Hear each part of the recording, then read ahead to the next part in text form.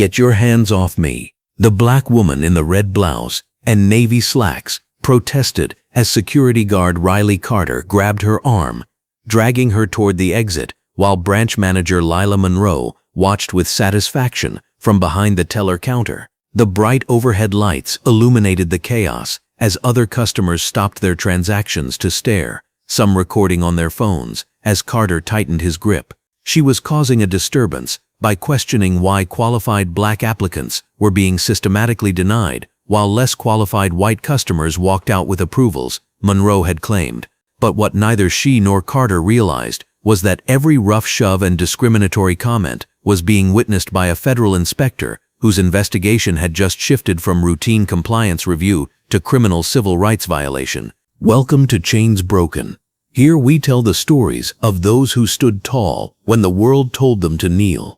If their bravery inspires you, hit subscribe and help us ensure these heroes are never forgotten.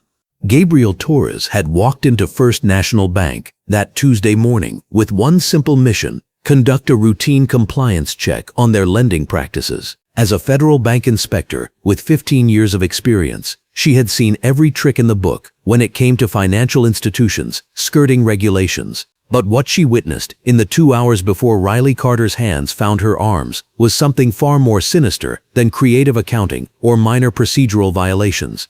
The morning had started normally enough. Gabriel arrived at the bank at 9:30, dressed professionally in her red blouse and navy slacks, carrying a folder containing fabricated financial documents that painted the picture of a qualified loan applicant. Her credit score was excellent, her employment history stable, her income more than sufficient for the modest business loan she was requesting. On paper, Gabriel Torres looked like exactly the kind of customer any bank would be eager to serve. The first red flag came when she approached the reception desk. The young white woman behind the counter, her nameplate reading Jessica, looked Gabriel up and down with barely concealed disdain before asking, "Are you here for the Community Assistance Program?" Gabriel had politely explained that she was there to apply for a business loan, watching as Jessica's expression shifted from condescension to skepticism. "Oh, well, I'll need to see if anyone's available to help you with that." Gabriel had waited and waited. While she sat in the uncomfortable plastic chair near the window, she watched 3 white customers walk in after her and immediately receive attention from loan officers. A middle-aged white man in a wrinkled polo shirt was escorted to a private office within minutes of arriving. A young white woman with visible tattoos and torn jeans was greeted by name and led to another desk. Even a white teenager who couldn't have been older than 19 was given immediate service when he mentioned wanting to discuss a car loan.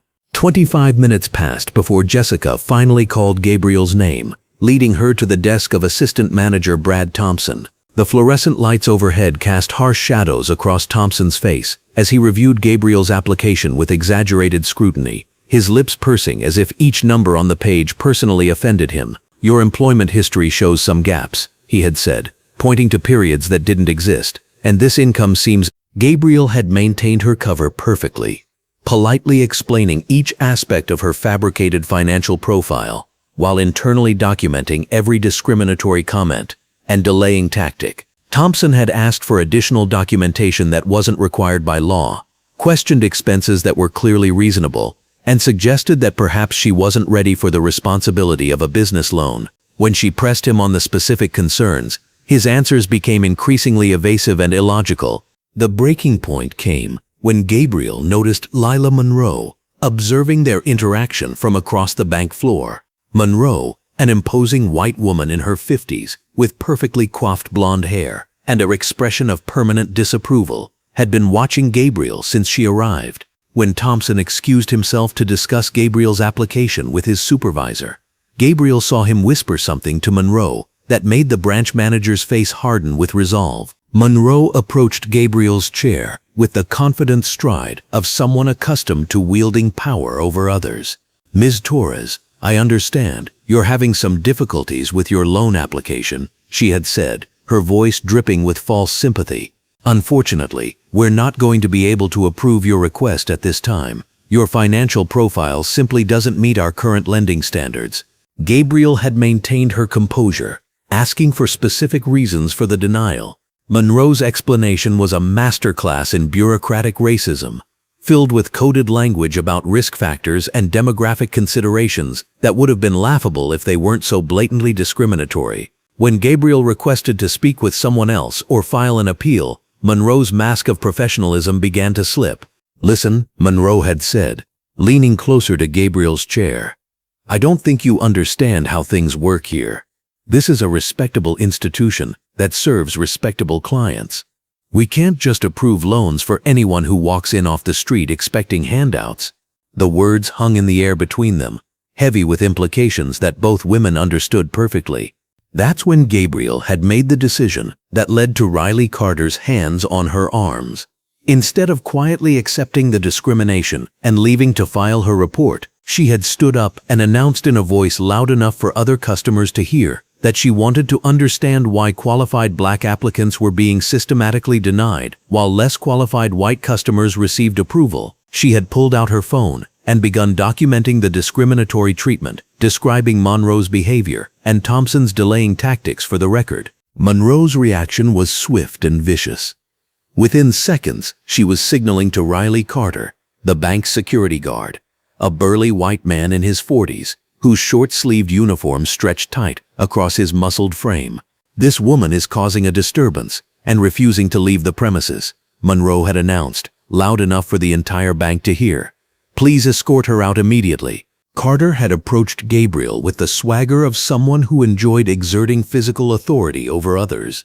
"Ma'am, you need to leave now," he had said, not waiting for a response before grabbing her arm. Gabriel had protested, clearly stating that she was not refusing to leave and was simply exercising her right to document discriminatory treatment. But Carter's grip tightened, and Monroe nodded approvingly as he began dragging Gabriel toward the exit. The physical discomfort was immediate and humiliating. Carter's fingers dug into Gabriel's arm, hard enough to leave bruises, and he deliberately moved fast enough that she stumbled, her professional appearance becoming disheveled as other customers watched in shock and horror. Some had indeed pulled out their phones, recording the scene as Gabriel was manhandled by bank security for the crime of questioning discriminatory lending practices.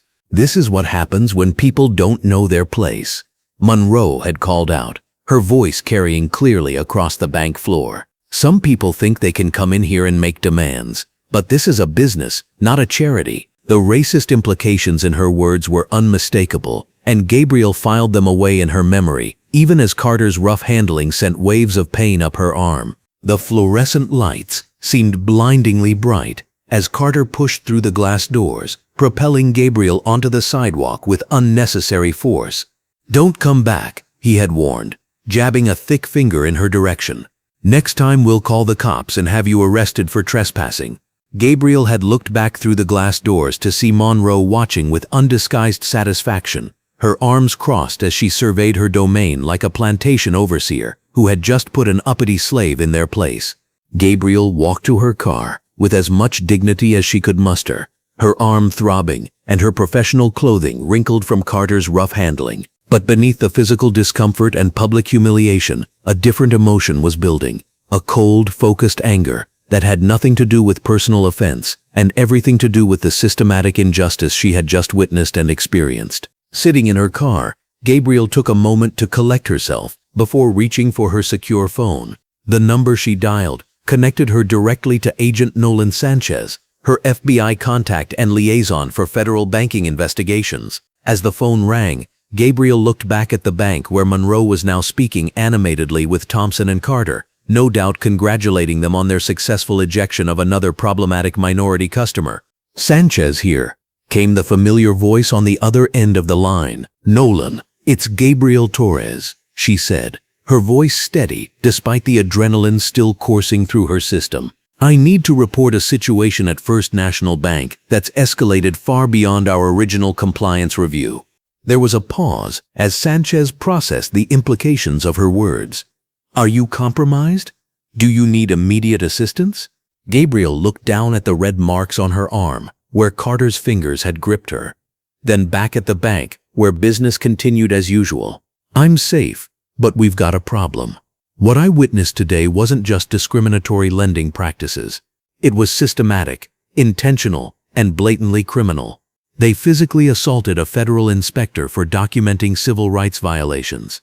As Gabriel began recounting the morning's events to Sanchez, she realized that her routine compliance check had uncovered something much larger and more sinister than anyone had anticipated. The casual cruelty with which Monroe had orchestrated her removal, the practiced efficiency with which Carter had applied physical force, and the knowing looks exchanged between bank employees all suggested a pattern of behavior that went far beyond individual prejudice. This wasn't just about one branch manager's personal biases. This was institutional discrimination operating with the confidence that comes from knowing the system will protect perpetrators and silence victims. Gabriel Torres had walked into that bank as a federal inspector conducting routine oversight. She was leaving as a civil rights violation victim whose investigation had just become a criminal matter. The anger that had been building throughout the morning crystallized into resolve as Gabriel finished her report to Sanchez. Lila Monroe had made a critical error when she chose to physically remove a federal inspector rather than simply denying the fabricated loan application. What should have been a quiet compliance matter was now a federal civil rights case with an assault component and enough evidence to launch a comprehensive criminal investigation. Gabriel Torres ended the call with Sanchez and sat for another moment, watching the ordinary business of discrimination continue behind the bank's glass windows. By tomorrow, she would be back, armed with federal warrants and backup that would ensure Monroe, Carter, and anyone else involved in the systematic denial of equal access to financial services would face the full weight of federal justice. The pain in her arm was already fading, but Gabriel knew the memory of this morning would fuel her determination for however long it took to bring down the entire corrupt system she had uncovered. Some chains are visible, forged from iron and locked with keys. Others are invisible, woven from prejudice and maintained through violence and intimidation. Today Gabriel Torres had felt both kinds, and tomorrow she would begin the work of breaking them apart forever. The morning sun cast long shadows across the First National Bank parking lot as Gabriel Torres sat in her sedan, adjusting the tiny recording device hidden beneath her green blouse. She had paired it with navy slacks and a blue jacket, creating a completely different look from yesterday's red outfit. Her hands trembled slightly as she tested the equipment one final time, the memory of Riley Carter's rough hands still fresh on her shoulders. Agent Nolan Sanchez's voice crackled through her earpiece. "I'm positioned across the street with a clear view of the entrance. Audio is coming through crystal clear. You sure you're ready to go back in there?" Gabriel Torres took a deep breath, watching the steady stream of customers entering and exiting the bank. The bright morning light illuminated the building's glass facade, making everything appear deceptively normal. "I'm ready. Yesterday was just the beginning. If my suspicions are correct, what happened to me is happening to dozens of other people." She stepped out of her car and immediately noticed a middle-aged black man in a gray suit jacket and black slacks walking toward the parking lot with his shoulders slumped in defeat. His expression told a story she was beginning to know too well. "Excuse me, sir," Gabriel Torres called out, approaching him with her federal inspector badge, hidden but her genuine concern visible. "I couldn't help but notice you coming from the bank. I'm actually researching customer experiences here. Would you mind sharing what happened?" The man, who introduced himself as Marcus Williams, shook his head in frustration. 23 years in accounting, credit score over 800, substantial down payment ready, and they told me I didn't qualify for a home loan. Said my employment history was inconsistent, even though I've been with the same company for 15 years. His voice carried the weight of crushed dreams. "My wife and I have been saving for this house for 3 years. Gabriel Torres felt her anger building as she took detailed notes. "What was the loan officer's name?" "Some manager named Lila Monroe. Blonde woman. Acted like I was wasting her time from the moment I walked in. Barely looked at my paperwork before making her decision." As Marcus Williams drove away, Gabriel Torres spotted an Asian American man in his 30s, sitting on a bench near the bank entrance, staring at a stack of papers in his hands. She approached him, noting his dejected posture. "Hi there. I'm conducting some research about banking experiences. You look like you might have a story to tell." The man looked up with tired eyes. Peter Huang. I just got denied for a business loan to open a restaurant. I have a business degree, 5 years of management experience, detailed business plan, and my credit score is 790. But apparently that's not enough for First National Bank. Gabriel Torres sat beside him on the bench, the morning sun warming her back through the blue jacket. Who handled your application? Branch manager named Lila Monroe. She kept asking weird questions about whether I really understood American business practices and if I was sure I could handle the responsibility. Made me feel like she'd already decided before looking at my financials. Peter's frustration was evident as he shuffled through his rejected application papers. Peter, would you be willing to speak with federal investigators about your experience? I have reason to believe what happened to you might be part of a larger pattern. His eyes widened with interest and hope. Federal investigators? You mean this could actually lead somewhere? Before Gabriel Torres could respond, she noticed a Latina woman in her 40s approaching the bank entrance with determination written across her face. Something about her purposeful stride suggested she was about to face the same discrimination Gabriel Torres was documenting. "Excuse me for a moment," she told Peter, then intercepted the woman. "Hi. Are you here for a loan appointment?" The woman paused, sizing up Gabriel Torres with intelligent brown eyes. "Sofia Ramos. I'm here to apply for a small business loan to expand my catering company. Why do you ask?" Gabriel Torres glanced toward Peter, then back at Sofia. "I'm researching customer experiences here, and I'm concerned you might not receive fair treatment. Would you mind if I waited to hear how your appointment goes?" Sofia raised an eyebrow. "That's an odd thing to say about a bank. Trust me on this one. I have my reasons." 30 minutes later, Sofia stormed out of the bank, her face flushed with anger and humiliation. She walked straight to where Gabriel Torres and Peter were waiting. "They rejected me," Sofia announced, her voice shaking with rage. 5 years of successful catering business, contracts with 3 major companies, credit score of 765, and they said I was a high-risk investment. That same Monroe woman treated me like I couldn't possibly understand basic business concepts. Gabriel Torres felt her stomach tighten with anger. The pattern was becoming undeniably clear, and it was worse than she had initially suspected. "Sofia, I need to be honest with you both. I'm a federal bank inspector investigating discriminatory lending practices. What happened to both of you appears to be systematic discrimination, and I need your help to document it." Peter and Sofia exchanged glances, their expressions shifting from surprise to growing determination. "What do you need us to do?" Peter asked immediately. "I need detailed statements about your experiences, copies of your applications if you have them, and your permission to include your cases in a federal investigation." Gabriel Torres pulled out her official credentials, showing them to both victims.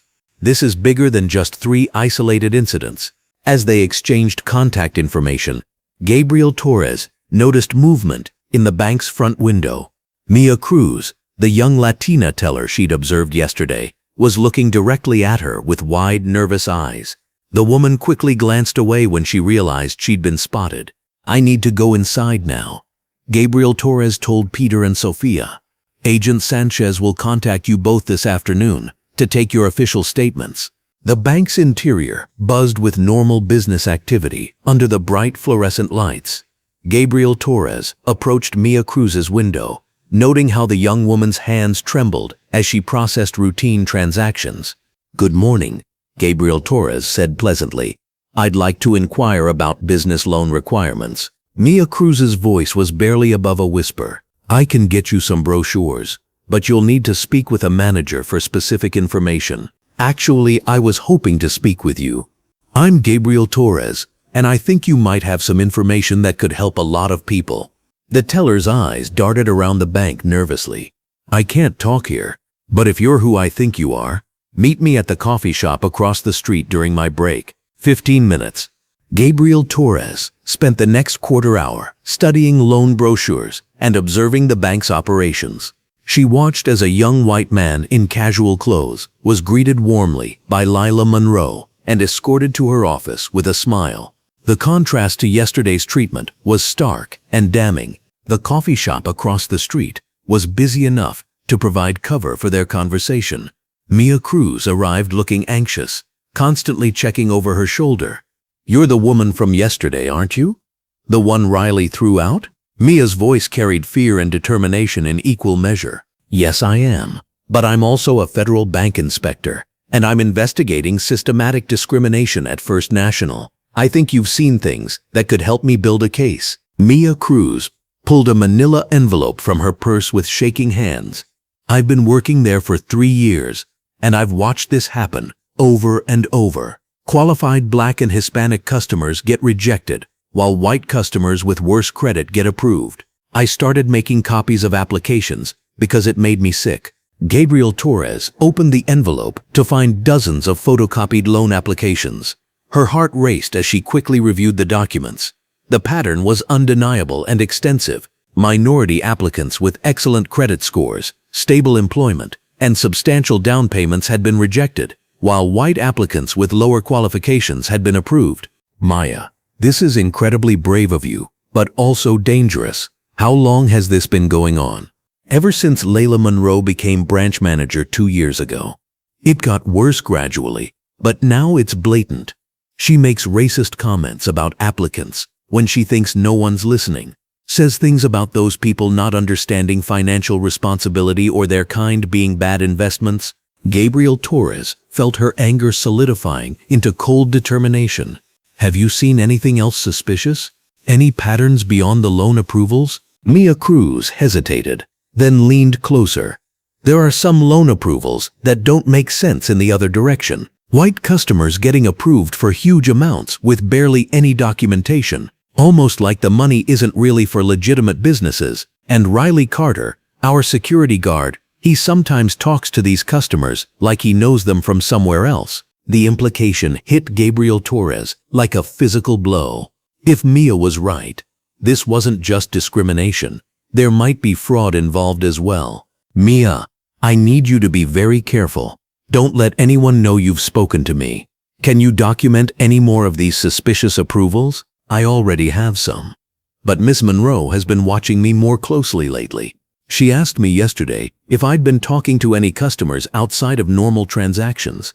Gabriel Torres felt a chill of concern for the young woman's safety. "If you feel threatened in any way, you call this number immediately." She handed Mia Cruz a card with Agent Sanchez's direct line. "Federal agents can have you in protective custody within an hour." As they prepared to leave the coffee shop, Mia Cruz grabbed Gabriel Torres's arm. "There's something else.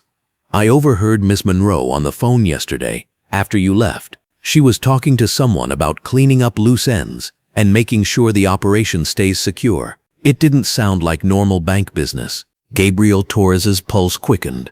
The scope of this investigation was expanding beyond anything she had initially imagined. What had started as a routine discrimination complaint was evolving into something far more complex and dangerous. Back in her car, she immediately contacted Agent Sanchez through her secure radio. "Nolan, we've got a much bigger problem than we thought. This isn't just discrimination. There are signs of systematic fraud, possible money laundering, and now potential witness intimidation. How solid is your evidence?" Agent Sanchez's voice carried the weight of someone preparing for a major federal investigation. "Solid enough that we need to expand this operation immediately. I have documentation of dozens of discriminatory rejections, evidence of suspicious approvals to white customers, and a witness inside the bank who's already at risk.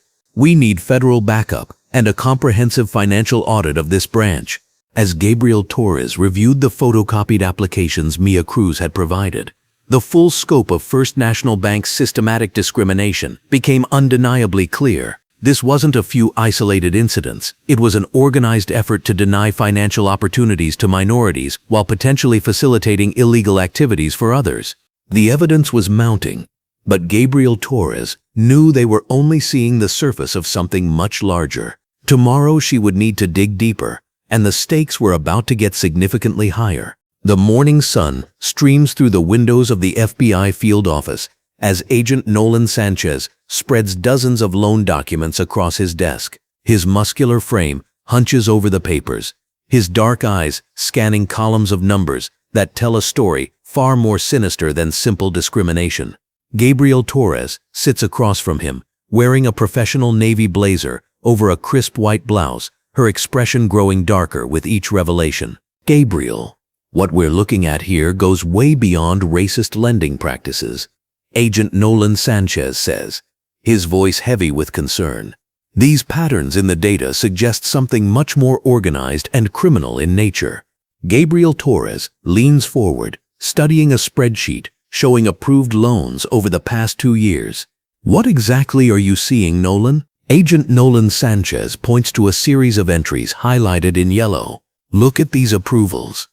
23 loans totaling $8.2 million, all approved by Lila Monroe personally. The borrowers are shell companies with no real business operations, minimal credit history, and addresses that trace back to post office boxes.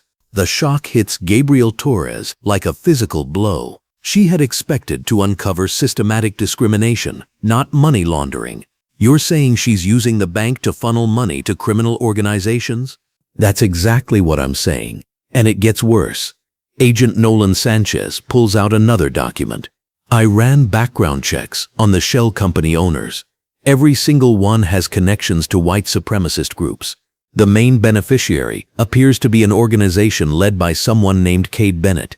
Gabriel Torres feels her blood run cold as the implications sink in. So while she's denying legitimate loans to qualified black and minority applicants, she's simultaneously approving fraudulent loans to fund hate groups. The rejected applications serve as perfect cover. Agent Nolan Sanchez explains. For every fake loan she approves, she can point to dozens of legitimate applications she's denied. It makes her lending numbers look normal to casual oversight. The systematic nature of the conspiracy fills Gabriel Torres with rage. This isn't just about individual prejudice anymore.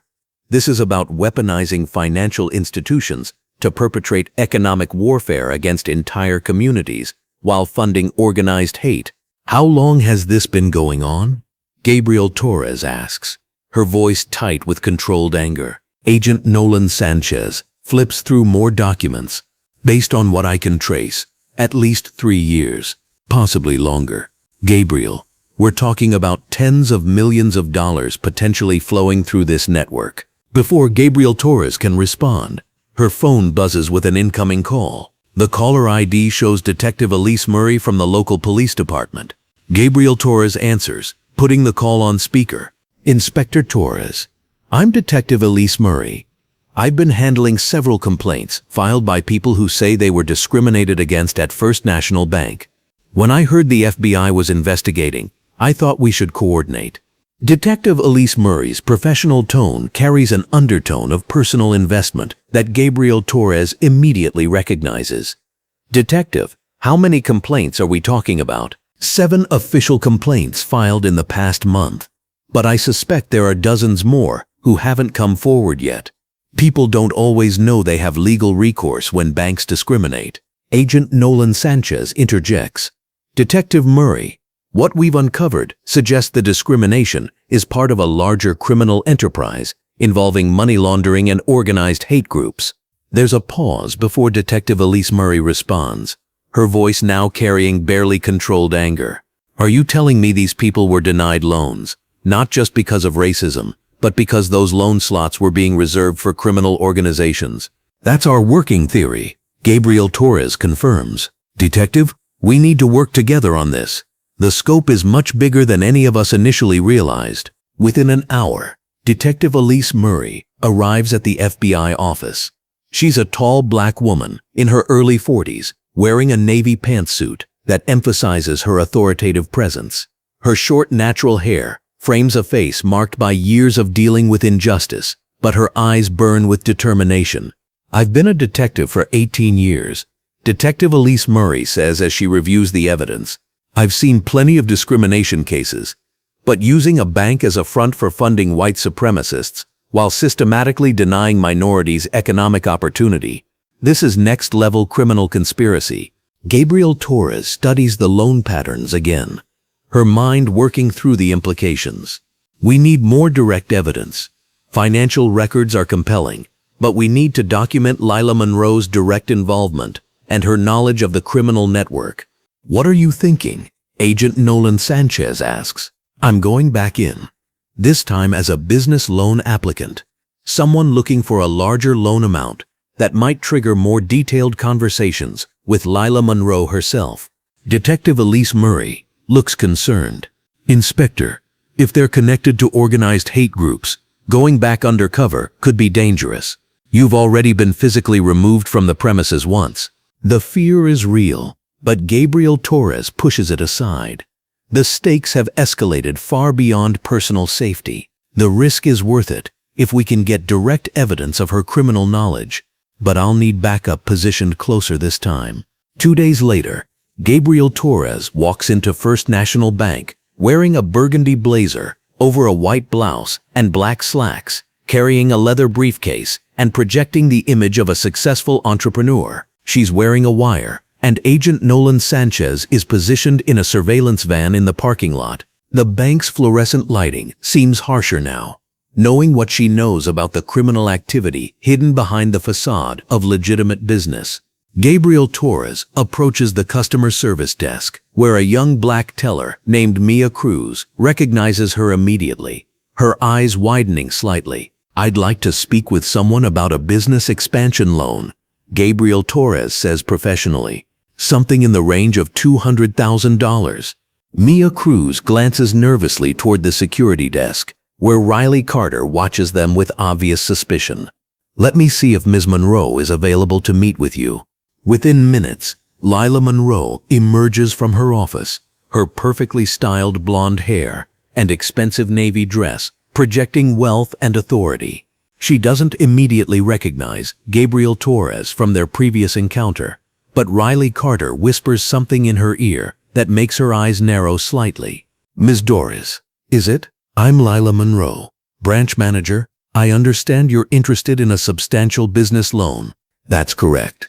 I'm looking to expand my consulting business and need capital for equipment and office space." Lila Monroe leads Gabriel Torres to a private office, and as they discuss the loan application, Gabriel Torres carefully steers the conversation toward cash flow and financial flexibility. She's hoping to trigger any suspicious responses about unconventional lending practices. $200,000 is a significant amount, Lila Monroe says, studying Gabriel Torres carefully. "What kind of consulting business requires that level of capital investment?" "Security consulting, corporate risk assessment, the kind of work that requires discretion and specialized equipment." Something in Gabriel Torres's wording seems to catch Lila Monroe's attention. "Security consulting can be quite lucrative, I imagine, especially if you're working with organizations that need to keep their financial activities private." The comment sends a chill down Gabriel Torres's spine, but she maintains her professional demeanor. "Privacy and discretion are definitely important in my line of work." Their conversation is interrupted when Lila Monroe's desk phone rings. She answers it, and Gabriel Torres strains to listen without appearing obvious. "Yes, I got your message about the Milwaukee situation," Lila Monroe says into the phone. "The funds will be available by Friday as discussed. We've processed 3 more applications this week for the movement." Gabriel Torres's heart races as she realizes she's listening to evidence of the criminal conspiracy in real time. "No, the federal oversight hasn't been a problem," Lila Monroe continues. "The minority applications we reject provide perfect cover for our special approvals. Nobody questions lending patterns when you can point to compliance with normal rejection rates." The casual way Lila Monroe discusses using discrimination as cover for money laundering makes Gabriel Torres's stomach turn, but she forces herself to remain calm and continue listening. "Kate Bennett wants to expand into 3 more states by the end of the year," Lila Monroe says. "We'll need to identify partner institutions willing to clean money for the cause." When Lila Monroe finally hangs up, she seems to remember Gabriel Torres's presence and quickly shifts back into professional banking mode. "I apologize for the interruption. Where were we discussing your collateral requirements?" But the tension in the room has changed. Riley Carter appears in the doorway, his expression suspicious and hostile. "Ms. Monroe, could I speak with you privately for a moment?" Riley Carter says, his eyes never leaving Gabriel Torres. Lila Monroe excuses herself, and Gabriel Torres can hear their hushed conversation in the hallway. Her cover may be blown, but the wire has captured evidence that could bring down the entire criminal network. That woman has been here before, Riley Carter says, his voice carrying clearly to Gabriel Torres's hidden microphone.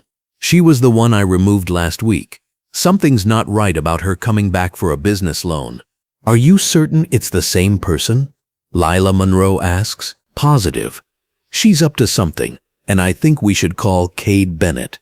Gabriel Torres realizes her time is running out. She quickly texts Agent Nolan Sanchez a coded message indicating she needs immediate extraction. The investigation has yielded crucial evidence, but staying longer risks exposing the entire operation. When Lila Monroe returns to the office, her demeanor has completely changed. Miss Torres, I'm afraid we'll need to postpone this loan discussion. Some additional verification requirements have come up that will require more time to process. Of course, Gabriel Torres replies calmly, gathering her briefcase. Should I schedule a follow-up appointment? We'll call you, Lila Monroe says curtly. As Gabriel Torres walks toward the exit, she can feel Riley Carter's suspicious gaze following her every step. The lobby suddenly feels dangerous, and she's acutely aware of how isolated she would be if the criminal network decided to take direct action against her. Outside in the parking lot, Gabriel Torres maintains her casual pace until she reaches her car. Only then does she allow herself to breathe deeply and process what she's just uncovered. The wire recording contains direct evidence of money laundering, conspiracy, and criminal organization funding. Agent Nolan Sanchez's voice comes through her earpiece. Gabriel, we got everything. That phone conversation is exactly what we needed to tie Lila Monroe directly to the criminal conspiracy. Nolan, Riley Carter recognized me. They're suspicious, and Lila Monroe mentioned calling Cade Bennett. We need to be prepared for this investigation to escalate quickly. Agreed. I'm calling for additional federal support. What you've uncovered isn't just bank fraud anymore. This is domestic terrorism financing. As Gabriel Torres drives away from First National Bank, she knows there's no turning back. The evidence they've gathered will bring down a criminal network that spans multiple states and has systematically oppressed minority communities while funding organized hate. But she also knows the most dangerous phase of the investigation is just beginning. The weight of responsibility settles on her shoulders as she realizes how many victims have been denied economic opportunities to facilitate criminal activity. Justice demands that she see this through to the end, regardless of the personal risk. In her rearview mirror, Gabriel Torres notices a dark sedan pulling out of the bank parking lot behind her. The investigation has moved into dangerous territory, and the criminals are starting to take notice. Gabriel Torres felt the unmistakable weight of being watched as she walked through the grocery store parking lot. The sensation had been building for 3 days now, ever since her last visit to First National Bank. A white pickup truck with tinted windows had been parked across from her apartment that morning, and she'd noticed the same vehicle following her route to the federal building downtown. Her years of training as a federal bank inspector had taught her to trust her instincts, and right now, those instincts were screaming danger. She quickened her pace toward her silver Honda Civic, scanning the area with peripheral vision. 2 men in leather jackets stood near a black SUV, their attention focused directly on her. One of them, a tall figure with visible tattoos covering his neck, spoke into a cell phone while maintaining eye contact. Gabriel Torres recognized the calculated surveillance tactics immediately. These weren't random criminals or opportunistic threats. Someone had sent them specifically to monitor her movements. Her phone buzzed as she reached her car. Agent Nolan Sanchez's voice carried urgent concern when she answered. Gabriel Torres, we've got a problem. Our surveillance team picked up chatter about increased Aryan Brotherhood activity in your area. Are you somewhere safe right now? Gabriel Torres glanced back at the 2 men who had begun walking in her direction. I'm being followed, Nolan. White pickup truck this morning, and now 2 associates in the grocery store parking lot. They're not trying to hide it anymore. Get out of there immediately. Drive straight to the federal building. I'm dispatching protection to your apartment and workplace. This investigation just became a whole lot more dangerous. Agent Nolan Sanchez's tone reflected the gravity of their situation.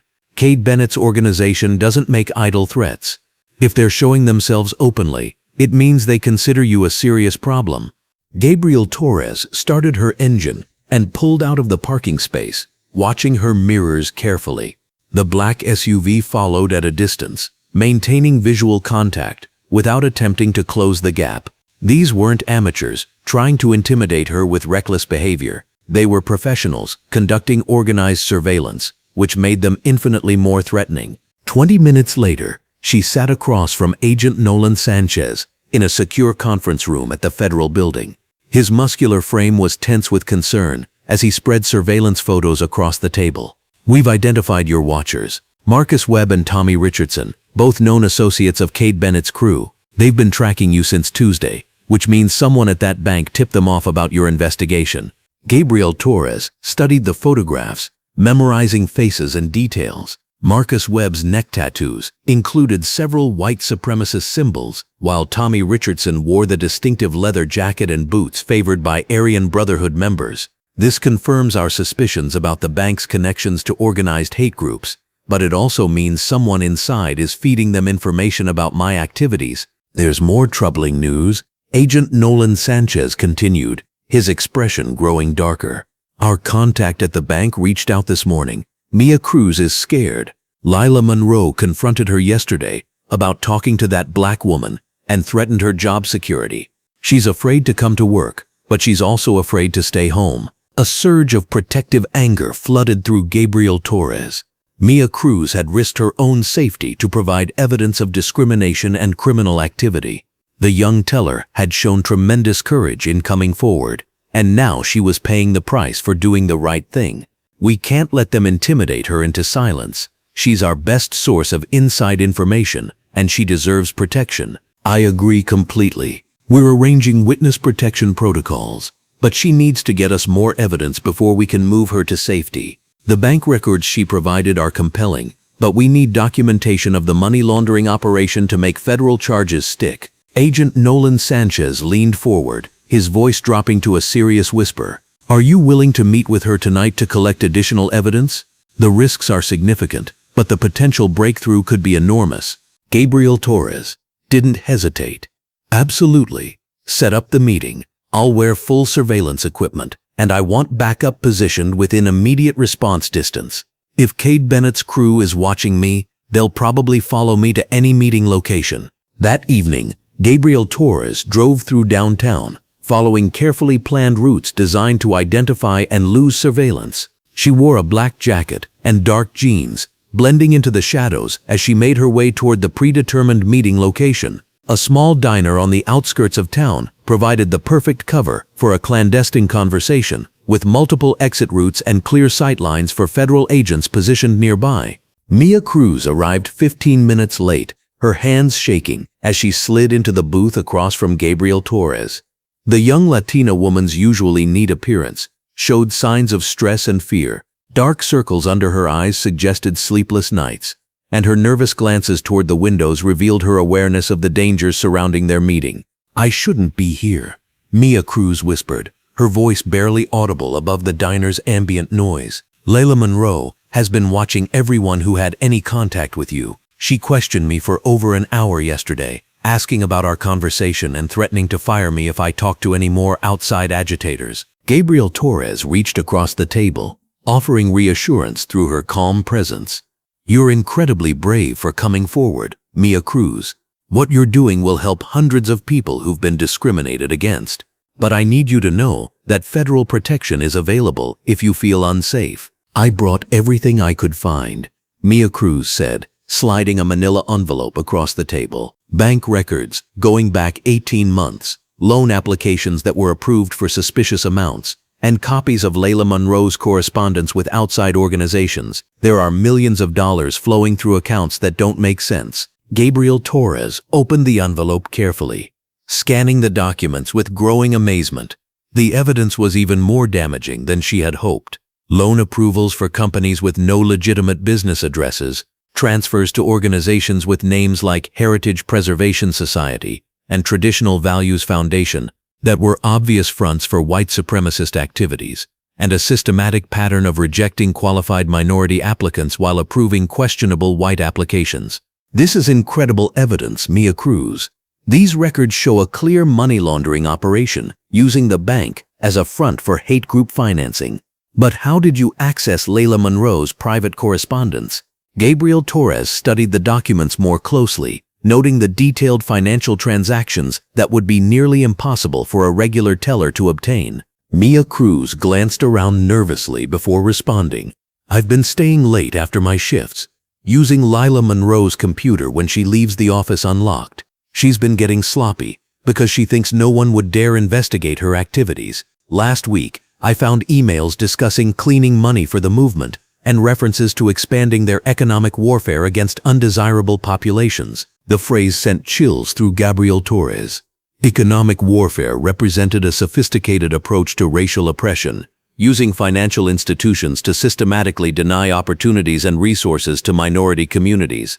Combined with money laundering for hate groups, it created a powerful criminal enterprise that could operate for years without detection. We need to get you into protective custody immediately, Gabriel Torres said firmly.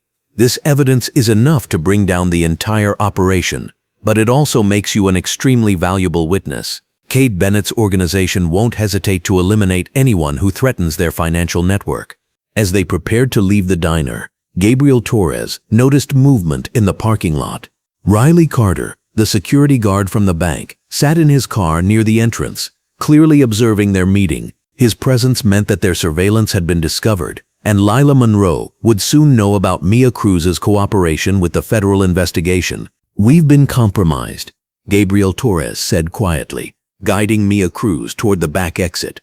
Don't look toward the parking lot, but Riley Carter is watching us.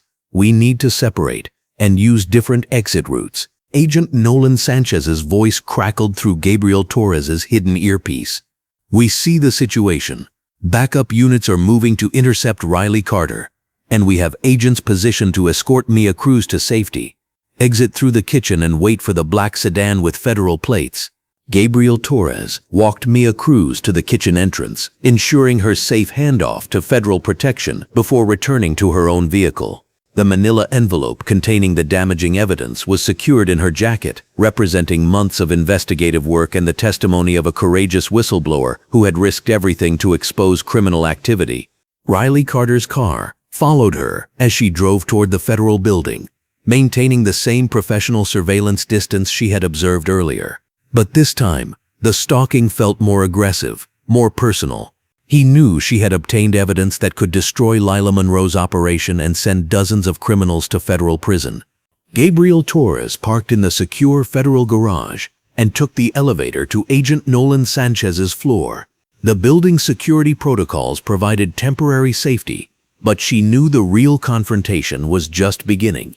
Cade Bennett's organization had identified her as a significant threat, and they would escalate their tactics accordingly. The bank records are devastating, Agent Nolan Sanchez said, after reviewing Mia Cruz's evidence. We're looking at over $15 million in fraudulent loans to Aryan Brotherhood front companies, systematic discrimination against hundreds of minority applicants, and clear documentation of using banking resources to finance hate group activities. Gabriel Torres spread the documents across the conference table, organizing them by date and significance. The pattern shows that for every legitimate loan application they rejected from a minority applicant, they approved a fraudulent loan to one of Cade Bennett's shell companies. They've been using discrimination as cover for money laundering, while simultaneously conducting economic warfare against Black and Latino communities. This evidence changes everything, Agent Nolan Sanchez continued, his voice reflecting the magnitude of their discovery. We're not just dealing with civil rights violations anymore. This is organized criminal conspiracy involving bank fraud, money laundering, and domestic terrorism financing. The federal charges will put everyone involved in prison for decades. Gabriel Torres felt a mixture of satisfaction and apprehension as the scope of their investigation expanded. The evidence would deliver justice for countless victims of discrimination, but it also meant that Cade Bennett's organization would do anything to prevent prosecution. The stakes had escalated beyond civil rights violations into dangerous criminal territory. Her phone buzzed with a text message from an unknown number. "Stop digging or face consequences." The threatening message was followed immediately by a photo of her apartment building, taken from across the street. Someone was watching her home, documenting her movements, and preparing to escalate their intimidation tactics. "They're not playing games anymore." Gabriel Torres showed Agent Nolan Sanchez the threatening text. "Cade Bennett's crew is moving from surveillance to active intimidation. We need to accelerate our timeline before they do something more drastic." Agent Nolan Sanchez immediately contacted the Federal Protection Detail. Full surveillance on Gabriel Torres's apartment, workplace, and regular locations. These threats indicate imminent escalation, and we can't afford to underestimate their willingness to use violence. Gabriel Torres drove home under federal escort, but the protection felt insufficient against an organization that had demonstrated sophisticated surveillance capabilities and criminal resources. As she pulled into her apartment complex, she immediately noticed that something was wrong with her car's appearance. Her silver Honda Civic's windshield had been smashed, and the word "traitor" was spray-painted across the hood in large black letters. All 4 tires had been slashed, and the side mirrors were broken off completely. The vandalism was thorough and personal, designed to send a clear message about the consequences of continuing her investigation. Gabriel Torres stood in the parking lot, staring at the destruction, while federal agents photographed the scene and collected evidence. The vandalism represented a significant escalation in tactics, moving from surveillance and threats to actual property destruction.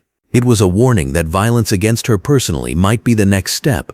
But instead of fear, Gabriel Torres felt a surge of determination. The criminals had revealed their desperation through these crude intimidation tactics.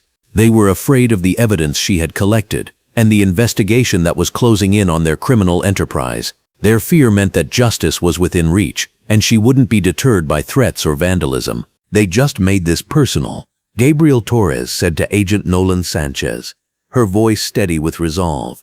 "Tomorrow we accelerate the investigation and move toward arrests. Cade Bennett's organization has shown us exactly how dangerous they are, which means we can't afford to give them more time to plan their next move." The war against discrimination and criminal conspiracy was entering its most dangerous phase, but Gabriel Torres was ready for the challenge. The fluorescent lights in the federal building's conference room cast a bright, sterile glow across the documents spread across the mahogany table. Gabriel Torres adjusted her red blazer and navy slacks as she studied the surveillance photos that Agent Nolan Sanchez had laid out before her. The relief of having federal protection was palpable, like finally being able to breathe after holding her breath underwater for too long. "The scope of this operation is staggering," Agent Nolan Sanchez said, his muscular frame filling out his crisp white dress shirt as he pointed to a map dotted with red pins. "We've identified at least 7 bank branches under Lila Monroe's influence, all showing the same discriminatory patterns you uncovered." Detective Elise Murray, wearing a sharp navy pantsuit, leaned forward to examine the financial records. Her dark eyes reflected years of experience fighting injustice from within the system. "I've been cross-referencing the loan denials with hate crime reports in these areas. The correlation is undeniable. Where they're denying loans to minorities, we're seeing increased supremacist activity." Gabriel Torres felt a mixture of satisfaction and disgust as the true magnitude of the conspiracy became clear. So this isn't just about individual prejudice. They're using systematic financial discrimination as a weapon. "Exactly," Agent Nolan Sanchez confirmed, pulling up another document. "And our forensic accountants have traced the approved loans to shell companies directly connected to Cade Bennett's network. We're looking at a sophisticated money laundering operation using the bank as their primary vehicle." The conference room door opened, and Mia Cruz entered, flanked by 2 federal marshals. The young Latina looked smaller somehow, wearing a simple gray sweater and black jeans. Her usual confidence replaced by nervous energy. The weight of what she was risking by testifying was evident in her cautious movements and the way she glanced repeatedly at the windows. "Mia, thank you for coming," Gabriel Torres said warmly, gesturing to an empty chair. "I know this isn't easy." Mia Cruz settled into her seat, accepting a cup of coffee from one of the marshals. "I couldn't stay silent anymore. Not after seeing what they're really doing. Her voice carried a tremor that spoke to months of suppressed fear and moral conflict. Agent Nolan Sanchez activated a digital recorder. Tell us about the explicit instructions Lila Monroe gave regarding loan applications from minorities. Mia Cruz's hands wrapped around the coffee cup as if drawing strength from its warmth. She had us flag applications based on names that sounded Black or Hispanic. She called it demographic screening. If someone had a name like Jamal or Maria, their application went into what she called the review pile. And what happened to applications in this review pile? Detective Elise Murray asked, her pen poised over a notepad. They were automatically rejected, regardless of credit score or income. Mia Cruz's voice grew stronger with each revelation. I saw applications from people with perfect credit histories get denied, while we approved loans for white applicants with bankruptcies and job instability. Gabriel Torres felt her jaw clench as the systematic nature of the discrimination became undeniably clear. Did she ever explain why she was doing this? Mia Cruz nodded, her eyes filling with tears of anger and shame. She said we were protecting the community from what she called undesirable elements. But it got worse. She started talking about funding real Americans who understood the importance of keeping neighborhoods pure. The room fell silent, except for the hum of the air conditioning. Agent Nolan Sanchez exchanged a meaningful look with Detective Elise Murray before continuing. Mia, we need you to tell us about the special loan approvals, the ones that went through without standard verification. Mia Cruz took a shaky breath. Those were for Cade Bennett's people. Lila Monroe had a list of names and company titles that got instant approval, no questions asked. The amounts were always unusual too. Instead of round numbers like 50,000 or 100,000, they'd be specific amounts like $73,847. Money laundering? Gabriel Torres said. The pieces clicking into place. They were washing exact amounts of dirty money through fake business loans. That's our assessment, Agent Nolan Sanchez confirmed. Our financial crimes unit estimates they've processed over $50 million through this scheme. Detective Elise Murray leaned forward. Mia, did you ever witness direct contact between Lila Monroe and Cade Bennett or his associates? Multiple times, Mia Cruz replied, her confidence building as she unburdened herself of months of secrets. Cade Bennett would come in after hours. I stayed late one night to finish paperwork and heard them talking in Lila Monroe's office. They were discussing something about expanding their network to other cities. Gabriel Torres felt a chill run down her spine. The implications were staggering. If this operation existed in multiple cities, the economic impact on minority communities could affect thousands of families. Agent Nolan Sanchez pulled out a series of photographs.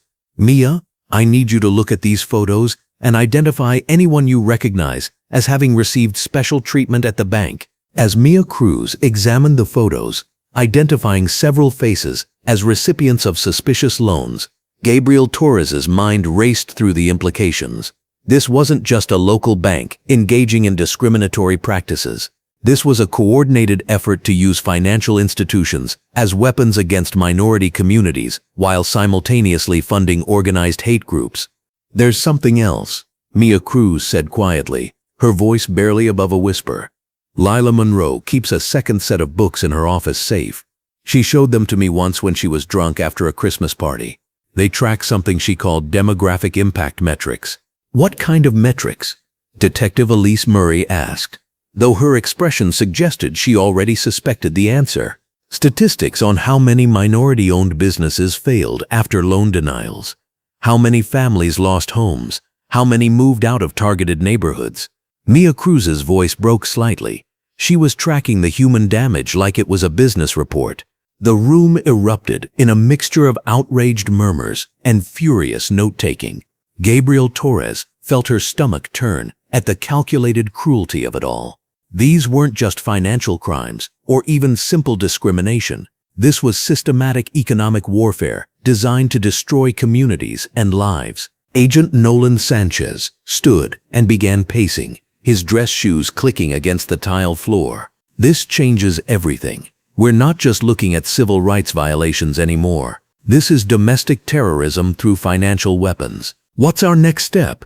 Gabriel Torres asked, her determination crystallizing into focused resolve. We need to get inside one of their planning meetings, Agent Nolan Sanchez explained. Our intelligence suggests they hold monthly coordination sessions where Lila Monroe reports to Kate Bennett on their progress. Detective Elise Murray frowned. That's incredibly dangerous. These people have already shown they're willing to use violence. I can do it, Gabriel Torres said without hesitation. I've built a cover identity that could work. If I present myself as someone with similar ideological leanings who has money to move, they might bring me into their inner circle. Agent Nolan Sanchez shook his head. Gabriel Torres, what you're suggesting is extremely risky.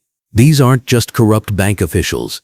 Kate Bennett's organization has connections to violent extremist groups across the country, which is exactly why we need to stop them.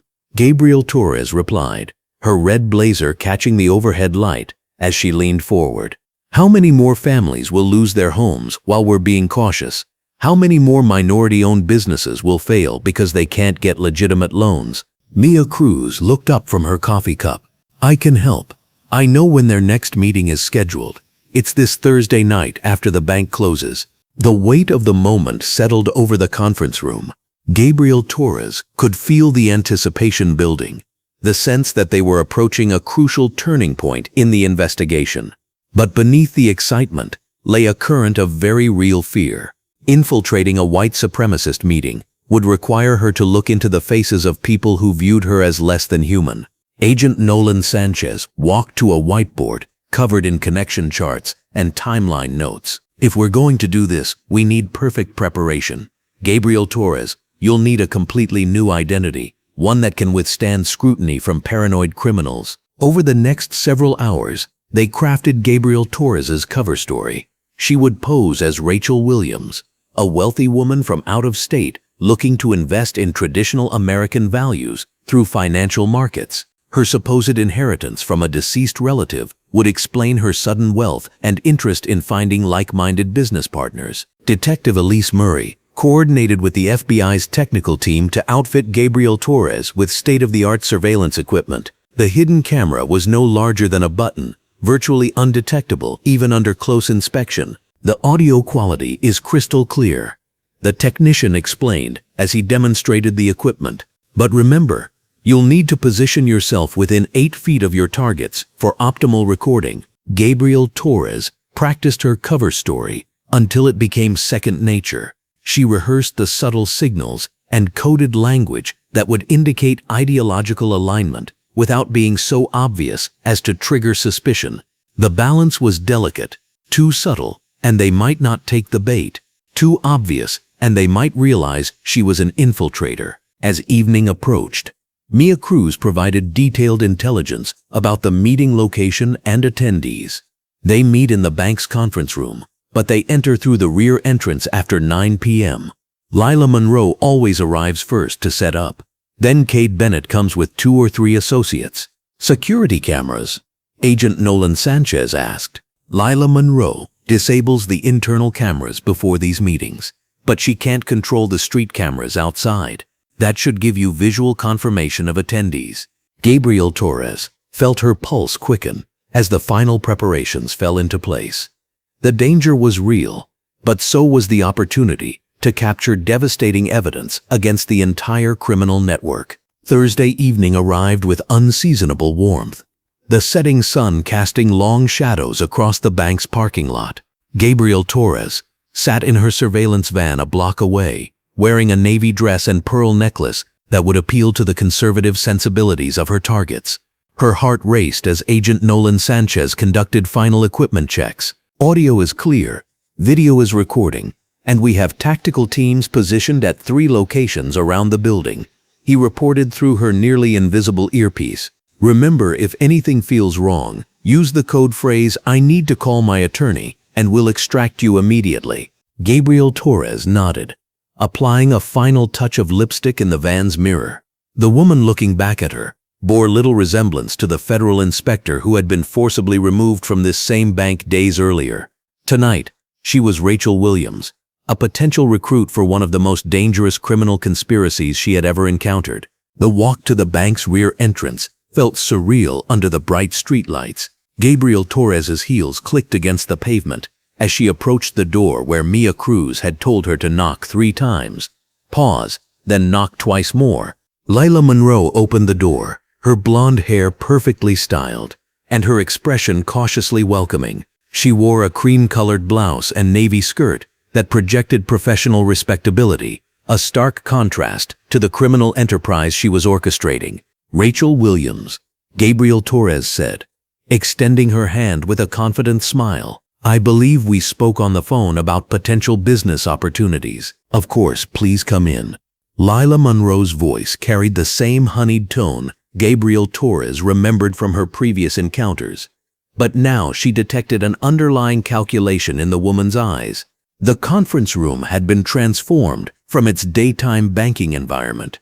The overhead fluorescent lights were dimmed slightly, and several chairs were arranged around the polished table. Gabriel Torres noted the positions of windows and exits, while maintaining her friendly demeanor. "I'm so pleased you could join us tonight," Lila Monroe said, as she gestured for Gabriel Torres to take a seat. "We're always interested in connecting with like-minded business professionals who understand the importance of traditional values." Within minutes, the rear door opened again, and Cade Bennett entered with 2 associates. Gabriel Torres recognized him immediately from surveillance photos, but seeing him in person was jarring. He was a tall, imposing figure with close-cropped hair and arms covered in tattoos that she knew from intelligence reports included white supremacist symbols. His presence filled the room with an undercurrent of menace that made Gabriel Torres's skin crawl. "Ladies and gentlemen," Lila Monroe announced, "I'd like you to meet Rachel Williams. She's expressed interest in supporting our cause through financial partnerships." Cade Bennett's steel-gray eyes scrutinized Gabriel Torres with the intensity of a predator evaluating potential prey. "Rachel, is it? What exactly brings you to our little group?" Gabriel Torres channeled months of investigative training into projecting calm confidence while internally fighting revulsion. "I've inherited significant assets, and I'm looking for investment opportunities that align with my values. I believe in supporting traditional American businesses and keeping our communities strong." "Traditional American businesses," one of Cade Bennett's associates repeated with a knowing smirk. "That's one way to put it." The conversation that followed made Gabriel Torres's stomach turn, but she forced herself to nod and smile as they discussed their plans for expanding their financial network. Lila Monroe pulled out charts and spreadsheets that documented their success metrics in denying loans to what she repeatedly referred to as undesirable demographics. "Our model is really quite elegant," Lila Monroe explained, her voice taking on the enthusiastic tone of a sales presentation. "We use legitimate banking regulations as cover for targeted economic disruption. A denied loan here, a rejected mortgage there, and gradually we can reshape entire neighborhoods." Cade Bennett leaned back in his chair, his satisfaction evident. "The beauty is that it's all perfectly legal on the surface. No one can prove racial motivation if we're careful about documentation." Gabriel Torres's hidden camera captured every word as they detailed their expansion plans. They discussed recruiting bank managers in other cities, sharing strategies for avoiding federal oversight, and coordinating with other supremacist groups to maximize economic impact on minority communities. "The goal," Cade Bennett continued, "is economic warfare that doesn't look like warfare. We bleed them dry through 1,000 cuts, each one small enough to avoid attention, but collectively devastating." The casual cruelty in his voice made Gabriel Torres's blood run cold, but she maintained her facade of interested agreement. "That's brilliant strategy. How do you handle the money flow to keep everything clean?" Lila Monroe's eyes lit up with pride. "That's my specialty. We process investments through approved business loans that never get scrutinized because they look completely legitimate. The recipients are our people, of course, and the money goes straight into operational funding." "Operational funding? For what?" Gabriel Torres asked, though she dreaded the answer. "Community organization," Cade Bennett replied with a cold smile. "Rallies, recruitment drives, legal defense for our brothers who get caught up in misunderstandings with law enforcement. Gabriel Torres realized they were funding the legal defense of hate crime perpetrators, while simultaneously orchestrating the financial destruction of their victims' communities. The systematic nature of their evil was breathtaking in its scope and calculation. As the meeting progressed, they revealed details that made Agent Nolan Sanchez's initial estimates seem conservative. The network wasn't processing $50 million in fraudulent loans. It was closer to $100 million, spread across multiple states and involving dozens of financial institutions. "Rachel, we're always looking for new investors," Lila Monroe said, turning her attention directly to Gabriel Torres. "Someone with your resources and understanding could be invaluable to our expansion." "I'm definitely interested," Gabriel Torres replied, fighting to keep her voice steady. "What kind of investment levels are you looking for?" Cade Bennett leaned forward, his tattoos visible, where his short-sleeved shirt revealed his forearms. "Depends on your commitment level. Are you looking to make a political statement, or are you ready to fund a revolution?" The word revolution hung in the air like a threat. Gabriel Torres realized they weren't just discussing financial crimes anymore. They were talking about systematic overthrow of economic equality through coordinated financial terrorism. "Revolution sounds exactly like what this country needs," Gabriel Torres said, the words tasting like poison in her mouth. "Good answer," Cade Bennett replied with approval. "Lila, show her the expansion projections." Lila Monroe pulled out a laptop and opened a presentation that detailed their plans for nationalizing their discriminatory lending practices. The slides included target demographics, geographic expansion timelines, and projected economic impact on minority communities. "We call it the American Prosperity Project," Lila Monroe explained with genuine enthusiasm. "The beauty is that it sounds completely patriotic and business-focused. No one suspects that American prosperity means prosperity specifically for Americans who look like us." Gabriel Torres watched slide after slide, detailing how they plan to systematically deny economic opportunities to millions of people based solely on race. The hidden camera recorded every chart, every graph, every casual discussion of ruining lives for ideological purposes. "The legal framework is already in place," one of Cade Bennett's associates added. "Banking regulations are complex enough that discrimination can be hidden behind legitimate-sounding business decisions. And when minorities can't get business loans, can't buy homes, can't build generational wealth," Lila Monroe continued, "their communities naturally decline. Property values drop, businesses close, and the demographic composition shifts in our favor." Gabriel Torres forced herself to nod appreciatively while internally recoiling at their callous discussion of engineered community destruction. These weren't just criminals. They were architects of systematic oppression, using the financial system as their weapon of choice. Detective Elise Murray's voice crackled, almost inaudibly through Gabriel Torres's earpiece. "We're getting incredible evidence. Keep them talking about specific targets." "This is fascinating strategy," Gabriel Torres said aloud. "Are there specific markets you're targeting for the next phase?" Cade Bennett's eyes lit up with predatory excitement. "Atlanta, Memphis, Detroit. Major cities with significant black business communities that we can disrupt through coordinated lending denial." "The ripple effects are remarkable," Lila Monroe added. "When we target a successful black business owner for loan denial, it often triggers a cascade. They can't expand, can't hire, can't support other minority-owned suppliers. One strategic denial can impact dozens of businesses." Gabriel Torres felt sick at their obvious pleasure in discussing the destruction of people's livelihoods and dreams. The hidden camera captured their animated discussion of economic terrorism, as if they were planning a community fundraiser. "What about oversight?" Gabriel Torres asked. "How do you avoid federal attention?" "That's the beauty of our approach," Lila Monroe replied. "Bank inspectors look for obvious patterns. But if you spread the discrimination across multiple branches, multiple managers, multiple months, it just looks like normal business fluctuations." Cade Bennett laughed coldly. "Plus, most federal investigators are bleeding heart liberals who assume banks are basically honest. They're looking for accounting errors, not coordinated ideological warfare. Gabriel Torres's earpiece crackled again as Agent Nolan Sanchez provided real-time updates. State police have confirmed surveillance on 3 other meeting locations tonight. This is a coordinated multi-state operation. The scope of the conspiracy was expanding in real time as federal agents across the region documented simultaneous meetings of the criminal network. Gabriel Torres realized she wasn't just gathering evidence about one corrupt bank branch. She was documenting a domestic terrorism operation that used financial institutions as weapons against minority communities. "Rachel, we'd like to invite you to join our investor network," Cade Bennett announced. "The minimum buy-in is $200,000, which purchases influence over lending decisions in our target markets." $200,000 to influence lending decisions? Gabriel Torres asked, making sure the camera captured this explicit admission of criminal intent. "Think of it as purchasing preferred access," Lila Monroe explained.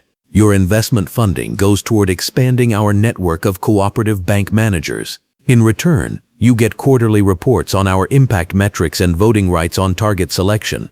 Gabriel Torres felt her hands tremble slightly as the full horror of their systematic approach became clear. They had quantified and commodified racial discrimination, turning human suffering into investment returns for supremacist donors. "Impact metrics?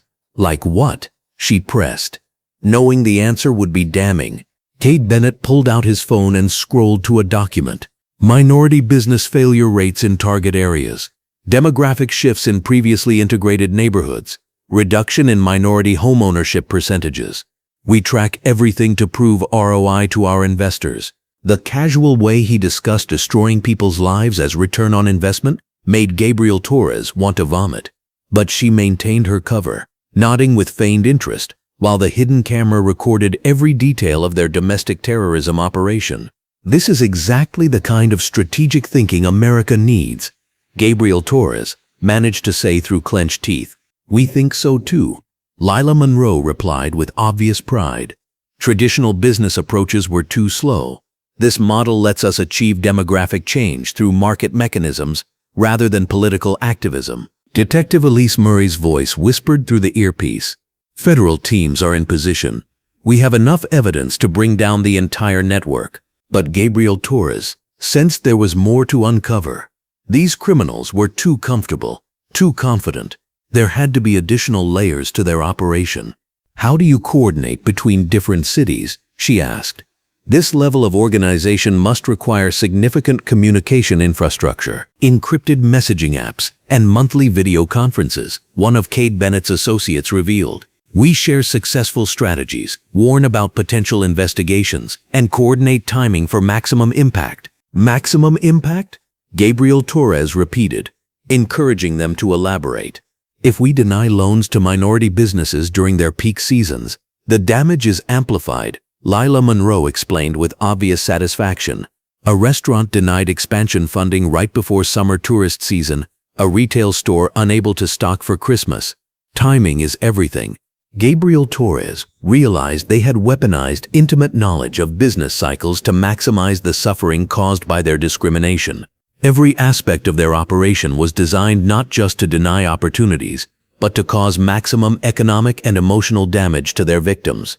The meeting continued for another hour as Gabriel Torres documented their discussion of recruitment strategies, legal protections, and expansion timelines. By the time Cade Bennett announced the meeting's conclusion, she had recorded enough evidence to dismantle their entire operation and prosecute dozens of conspirators. "Rachel will be in touch about your investment opportunity," Lila Monroe said as they prepared to leave. "Welcome to the future of American business." Gabriel Torres shook hands with people she couldn't wait to see arrested, maintaining her cover until the very last moment. As she walked back to her car under the bright streetlights, she felt the weight of what she had witnessed. This wasn't just evidence of crimes. This was documentation of systematic evil masquerading as legitimate business. Agent Nolan Sanchez's voice came through her earpiece as soon as she was safely away from the building. "Outstanding work, Gabriel Torres. We got everything we needed and more." But Gabriel Torres knew their work was just beginning. The evidence they had gathered would bring down this particular criminal network, but it also revealed the potential for similar operations in communities across the country. The fight for economic justice was bigger than one corrupt bank or one extremist organization. As she drove back to the federal building, Gabriel Torres thought about Peter Huang and Sofia Ramos and all the other victims whose dreams had been systematically crushed by this criminal conspiracy. Soon, they would have their justice. Soon, the chains of financial discrimination would be broken. The fluorescent lights in the debriefing room seemed brighter than ever. As Gabriel Torres removed the surveillance equipment and prepared to transform her recorded evidence into criminal charges, the satisfaction of a job well done mixed with anticipation for the raids that would soon bring this criminal empire crashing down. Tomorrow would bring justice. Tonight, she had given that justice the evidence it needed to prevail. Gabriel Torres adjusted the small recording device one final time, feeling its reassuring weight against her ribs beneath the crisp orange blouse and navy blue jacket she'd chosen for this pivotal moment. The morning sun streamed through the windows of the FBI field office as Agent Nolan Sanchez conducted the final equipment check, his experienced hands ensuring every wire was secure and every backup system was operational. "Remember, we need her to explicitly detail the money laundering operation," Agent Nolan Sanchez said, his voice steady despite the magnitude of what they were attempting. "Get her to explain the process, mention the Aryan Brotherhood connection, and ideally get her to offer specific terms for processing fraudulent loans." Detective Elise Murray looked up from her tactical radio, her expression focused and determined. "Our teams are positioned at every exit. Judge Vivian Hart signed the warrants at dawn. We've got simultaneous raids planned for Cade Bennett's compounds, the moment you give us the signal." Gabriel Torres nodded, feeling the familiar mixture of nerves and anticipation that had carried her through months of dangerous undercover work. Today would either vindicate everything they'd discovered or potentially expose her to deadly retaliation from some of the most dangerous criminals she'd ever encountered. "What's my cover story again?" Gabriel Torres asked, though she knew the details by heart. "You're representing a consortium of investors who need to clean money from various questionable ventures," Agent Nolan Sanchez replied.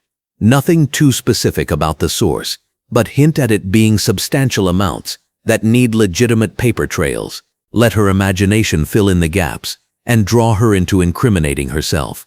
The drive to First National Bank felt surreal after all the times Gabriel Torres had approached this building under different circumstances. The first time she'd been genuinely seeking evidence of discriminatory lending practices. Then she'd returned as an investigator gathering testimony. Later she'd come back to dig deeper into what was becoming an obvious conspiracy.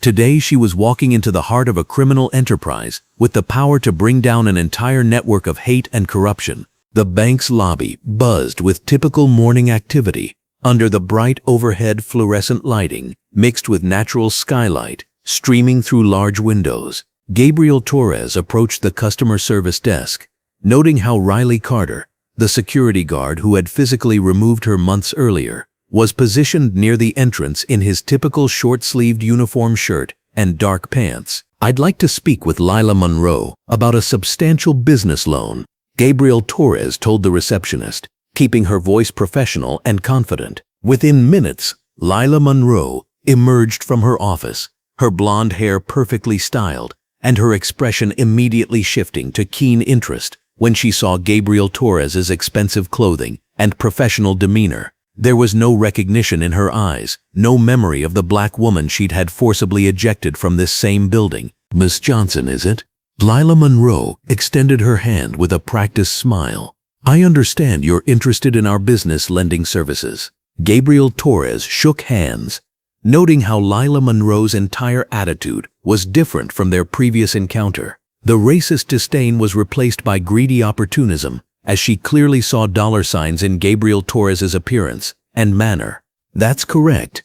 I represent a consortium of investors who are looking for a banking partner who can handle large transactions with discretion and flexibility," Gabriel Torres said, allowing a slight emphasis on the word discretion.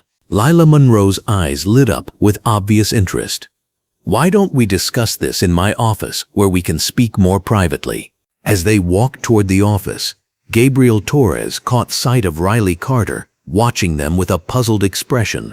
Something about her seemed familiar to him, but he couldn't quite place where he'd seen her before. Gabriel Torres felt her pulse quicken, knowing that recognition could destroy everything they'd worked toward. Inside the office, Lila Monroe closed the door and gestured for Gabriel Torres to take a seat across from her polished desk. The morning light illuminated the room perfectly for the hidden cameras that Agent Nolan Sanchez had positioned to capture every word and gesture. "Tell me more about your consortium's needs," Lila Monroe said, leaning forward with obvious anticipation. Gabriel Torres adopted a slightly conspiratorial tone. "We have various revenue streams, some of which generate substantial cash flows that need to be integrated into legitimate business ventures. We're looking for a financial partner who understands that some transactions require creative paperwork and flexible documentation standards." "I see."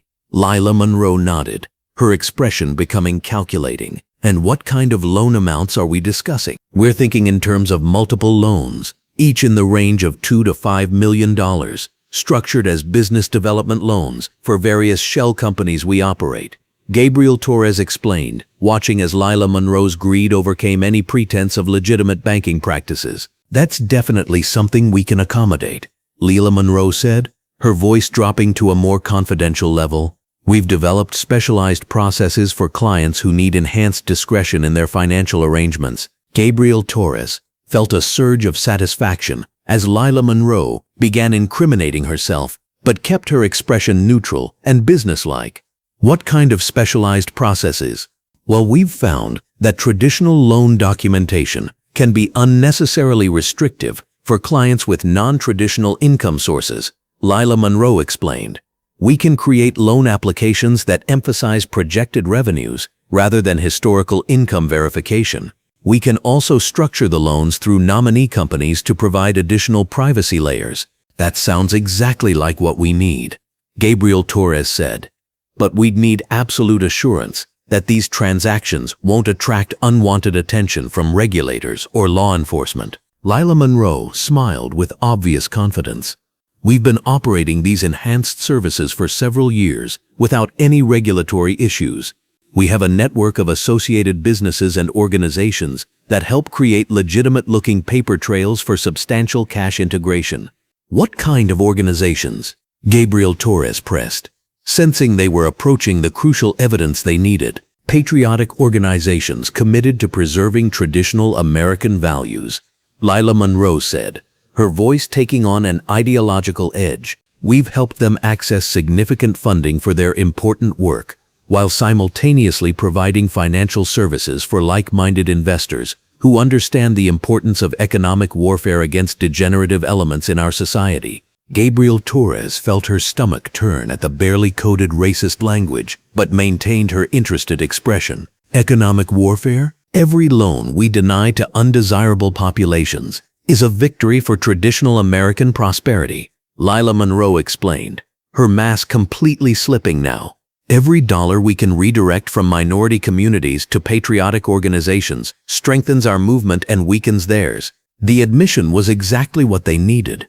But Gabriel Torres pressed for even more specific details. "And your network has the capacity to handle the kind of volume we're discussing?" "Absolutely.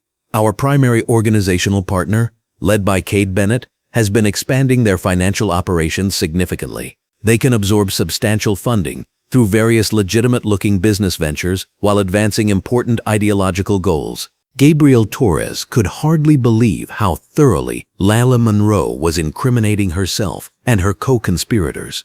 The wire recording was capturing detailed admissions of money laundering, civil rights violations, and conspiracy with a known hate group. "What would be your fee structure for these enhanced services?" Gabriel Torres asked. "For the level of service you're describing, we typically take 15% of each loan amount as administrative fees," Lila Monroe replied. "That covers documentation preparation, regulatory compliance management, and ongoing relationship maintenance with our organizational network." 15% of $5 million per loan, Gabriel Torres calculated aloud. "That's $750,000 per transaction." "Exactly. And for that fee, you get complete discretion, flexible documentation, and access to a proven system that has successfully processed over $50 million in enhanced transactions over the past 3 years. The admission of the total scope of their criminal enterprise was exactly what Agent Nolan Sanchez had hoped to capture. Gabriel Torres could almost feel the federal prosecutors building their case with every word Lila Monroe spoke. "I think we have a basis for moving forward," Gabriel Torres said.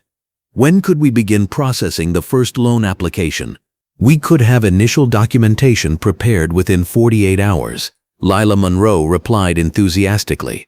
"I'll need some basic information about your primary shell company and a rough timeline for the cash integration you're planning." Just as Gabriel Torres was about to provide the fake company information they'd prepared, Riley Carter appeared at the office door with an increasingly troubled expression on his face. "Ms. Monroe, could I speak with you privately for a moment?" he asked, his eyes fixed suspiciously on Gabriel Torres. "We're in the middle of an important business discussion, Riley," Lila Monroe replied, with obvious irritation. "I really think this can't wait," Riley Carter insisted, his voice carrying urgency and concern. Gabriel Torres felt her heart rate spike as she realized Riley Carter had finally placed where he'd seen her before. The months of careful investigation were potentially about to unravel at the crucial moment when they finally had the evidence they needed. "Excuse me for just one moment," Lila Monroe said to Gabriel Torres, then stepped outside her office with Riley Carter. Gabriel Torres could hear their muffled conversation through the door, catching fragments about that woman from before, and something doesn't seem right. She touched the small transmitter in her jacket pocket, knowing that Agent Nolan Sanchez and Detective Elise Murray were monitoring every word and preparing to act if the situation deteriorated. After what felt like an eternity, but was probably only 2 minutes, Lila Monroe returned to the office with a forced smile that didn't reach her eyes. "I apologize for the interruption," she said, but Gabriel Torres could sense the shift in atmosphere immediately. "No problem at all," Gabriel Torres replied, knowing she needed to wrap up the conversation quickly before Lila Monroe's suspicions grew stronger. "So we can move forward with preparing the initial loan documentation?" Gabriel Torres asked. "Of course," Lila Monroe replied, but her enthusiasm was clearly diminished. "Why don't you provide me with your contact information, and I'll have our specialized documentation team prepare the preliminary paperwork." Gabriel Torres realized this was as much incriminating evidence as she was likely to obtain. Riley Carter's recognition had compromised her position, but she'd already captured detailed admissions of the money laundering operation, civil rights violations, and conspiracy with Cade Bennett's organization. "Actually, let me check with my partners about the timeline," Gabriel Torres said, standing up and reaching for her purse. "I'll call you this afternoon with our company information, and we can finalize the arrangements." As she reached into her purse, Gabriel Torres activated the small transmitter that would signal Agent Nolan Sanchez and Detective Elise Murray that the operation was complete and they should move immediately to arrest everyone involved. "That sounds perfect," Lila Monroe replied, though her smile remained strained. "I look forward to working with your consortium." Gabriel Torres shook hands with Lila Monroe one final time, then walked calmly toward the office door. As she stepped into the lobby, she could see federal agents already approaching the building entrance, while Riley Carter spoke urgently into his radio. The next 60 seconds unfolded like a carefully choreographed operation, months in the planning. Federal agents streamed through every entrance of the bank simultaneously as Agent Nolan Sanchez appeared with his badge prominently displayed, and Detective Elise Murray coordinated with local law enforcement to secure the perimeter. "Federal agents, nobody move," Agent Nolan Sanchez announced as armed agents spread throughout the lobby. Gabriel Torres watched with deep satisfaction as Lila Monroe emerged from her office with shock and growing terror on her face, finally understanding that months of criminal activity were collapsing around her. "Lila Monroe, you're under arrest for civil rights violations, bank fraud, money laundering conspiracy, and racketeering," Detective Elise Murray announced, producing handcuffs as other agents secured Riley Carter and began collecting evidence. As the handcuffs clicked around Lila Monroe's wrists, Gabriel Torres felt a profound sense of vindication wash over her. Months of dangerous undercover work, personal threats, and witnessing systematic discrimination had finally culminated in justice being served. The coordinated raids on Cade Bennett's compounds were simultaneously successful, with Agent Nolan Sanchez receiving radio confirmation that the entire criminal network was being systematically dismantled across multiple locations. Gabriel Torres looked around the bank lobby, seeing the shocked faces of employees and customers who were witnessing the exposure of crimes that had operated in plain sight for years, while countless victims were denied equal treatment and opportunity. The morning sun streamed through the large windows of First National Bank. As Gabriel Torres walked through the glass doors for what she knew would be the final time, the bright overhead fluorescent lights mixed with the natural daylight, casting everything in sharp, clear detail. She wore her red blouse and navy slacks, the same outfit from her first visit, but this time she carried herself with the quiet confidence of someone who held all the cards. At exactly 9:15 a.m., her earpiece crackled to life. Agent Nolan Sanchez's voice was calm but electrifying. "All units in position. Federal warrants are active. Gabriel, you have the green light." Gabriel Torres approached the customer service desk, where Mia Cruz stood nervously shuffling papers. Their eyes met briefly, and Gabriel gave an almost imperceptible nod. Mia Cruz's face flooded with relief as she realized the moment they had all been working toward had finally arrived. "Ladies and gentlemen," Gabriel Torres called out in a clear, commanding voice that cut through the morning chatter, "I need everyone to remain calm and stay exactly where you are." The bank fell silent. Customers looked up from their transactions, tellers froze mid-count, and even the soft music seemed to fade away. Lila Monroe emerged from her office, her face twisted in rage as she recognized the woman she thought she had permanently banished from her bank. "Security!" Lila Monroe shrieked, her voice cracking with panic. "Riley, get this woman out of here immediately. Call the police." Riley Carter started moving toward Gabriel Torres, his hand reaching for his radio. But Gabriel Torres raised her voice again, this time with unmistakable authority. "Mr. Carter, I strongly advise you to stop right there and place your hands where I can see them." Something in her tone made Riley Carter hesitate. Gabriel Torres reached into her jacket and withdrew a leather credential case, flipping it open to reveal her federal badge. The gold shield gleamed under the bright lights as she held it high for everyone to see. "My name is Gabriel Torres, and I am a federal bank inspector with the Office of the Comptroller of the Currency. This bank is now under federal investigation for civil rights violations, money laundering, and conspiracy." The words hit the room like a thunderclap. Customers gasped, tellers dropped their pens, and Lila Monroe's face went from red with anger to white with terror in the span of a heartbeat. "That's impossible," Lila Monroe stammered, backing toward her office. "You're just some troublemaker, trying to get a loan you don't qualify for." Gabriel Torres smiled, and it was not a pleasant expression. "Miss Monroe, I have been investigating this institution for systematic discrimination in lending practices. What I discovered was far worse than I anticipated. You have been operating a criminal enterprise that launders money for white supremacist organizations while simultaneously denying legitimate loans to qualified minority applicants." The front doors of the bank burst open as Agent Nolan Sanchez led a team of federal agents inside. Their tactical gear and drawn weapons made it clear this was no routine investigation. Agent Nolan Sanchez wore a short-sleeved FBI shirt that showed his muscular physique as he moved with practiced precision. "Federal agents, everyone remain calm and keep your hands visible." Riley Carter made a sudden move toward the back exit, but two agents were already there waiting for him. His shoulders sagged as he realized there was no escape route. "Riley Carter," Agent Nolan Sanchez announced, producing handcuffs.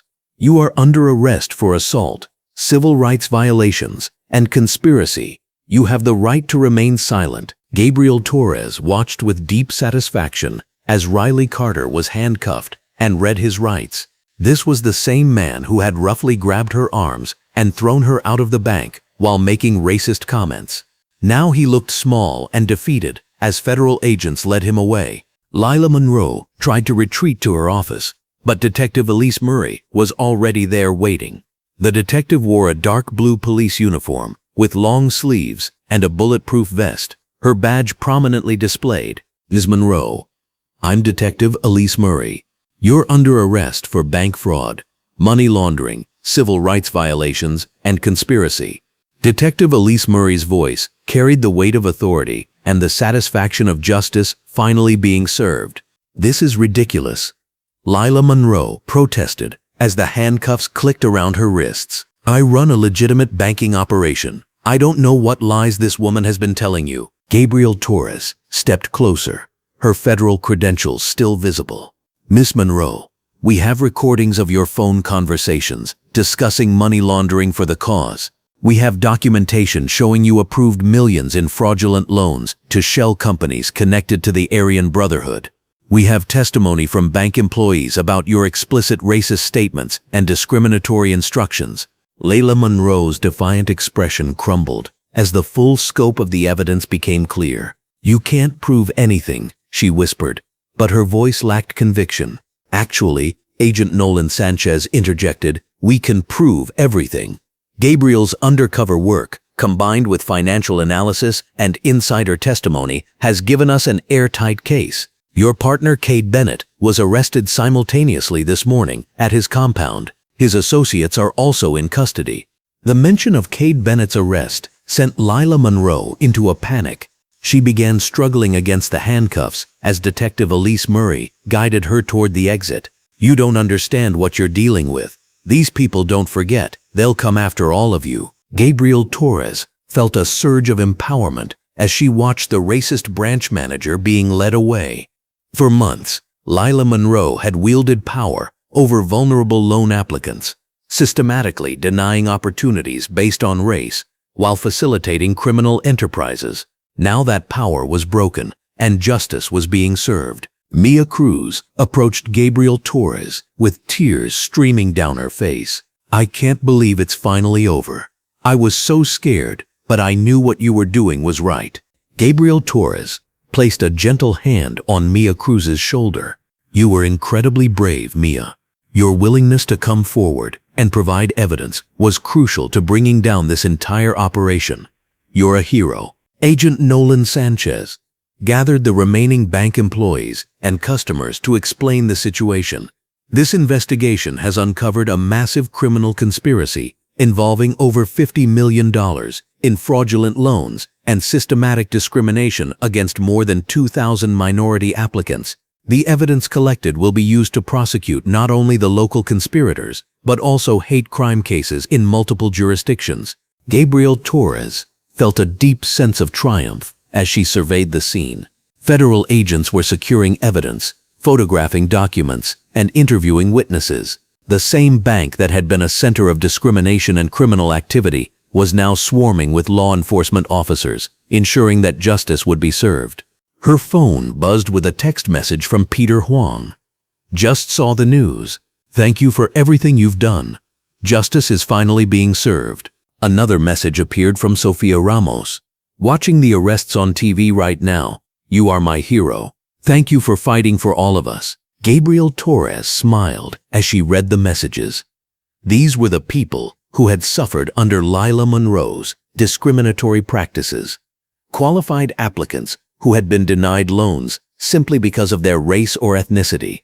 Now they would finally receive the fair treatment they deserved. Detective Elise Murray returned from processing Lila Monroe and approached Gabriel Torres. "The evidence you gathered is going to help us prosecute hate crimes in 3 other states. The financial records show connections to violent incidents we've been investigating for years. Your work has broken open a much larger criminal network." The sense of satisfaction Gabriel Torres felt was overwhelming. What had started as a routine compliance investigation into lending practices had evolved into a major civil rights case that would have far-reaching implications for combating organized hate groups and their financial operations. Agent Nolan Sanchez joined them, his expression showing both relief and pride. "Gabriel, I want you to know that your courage and dedication to this investigation has been extraordinary. Going undercover in increasingly dangerous situations, maintaining your cover while enduring racist treatment, and gathering evidence that will put these criminals away for decades.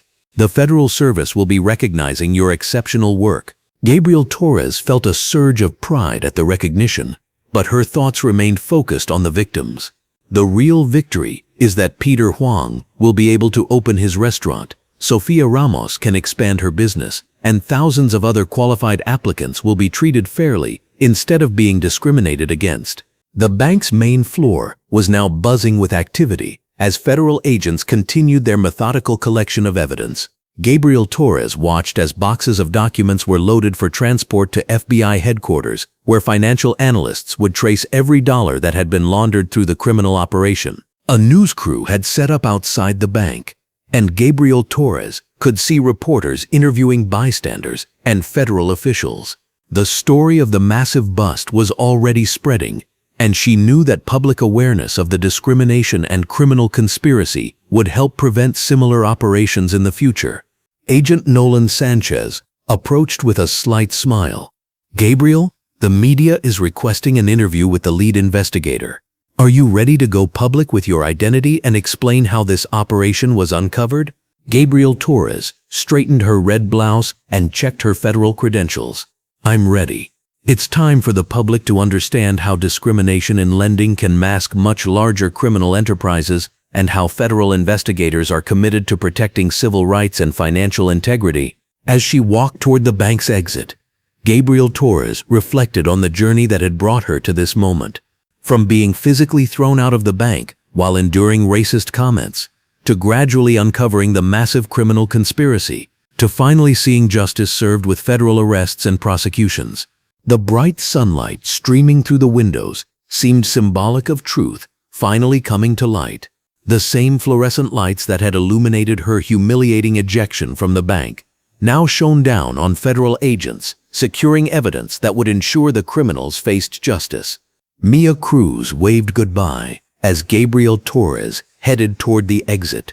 The brave bank employee who had risked her job to provide evidence was now being interviewed by federal agents who would ensure her testimony was preserved for the upcoming trials. Gabriel Torres paused at the door and looked back one final time at the bank where she had endured discrimination, gathered evidence, and ultimately exposed a criminal conspiracy that had victimized thousands of people. The space looked different now, cleaner somehow, as if the removal of the corrupt managers had purified the very air. Justice had been served, but Gabriel Torres knew her work was just beginning. The upcoming trials would require her testimony. The victims would need support as their cases were reprocessed fairly, and the banking industry would need reforms to prevent similar discrimination in the future. As she stepped outside to face the media and explain how justice had triumphed over hate, Gabriel Torres felt the deep satisfaction that comes from standing up for what's right and seeing that courage rewarded with meaningful change. The morning sun streamed through the tall windows of the federal courthouse as Gabriel Torres walked up the marble steps, her red blazer and black slacks sharp against the imposing architecture. 6 months had passed since the coordinated raids that brought down one of the largest financial discrimination and money laundering conspiracies in recent history. Today, justice would finally be served. The courtroom buzzed with anticipation as Gabriel Torres took her seat in the gallery. Agent Nolan Sanchez sat beside her, his muscular frame filling out his dark suit, while Detective Elise Murray adjusted her navy blazer as she reviewed her notes. The overhead fluorescent lights cast a bright, clear illumination across the packed courtroom, where victims, federal agents, and members of the press waited for the proceedings to begin. Judge Vivian Hart entered with commanding presence, her black robes flowing as she took the bench.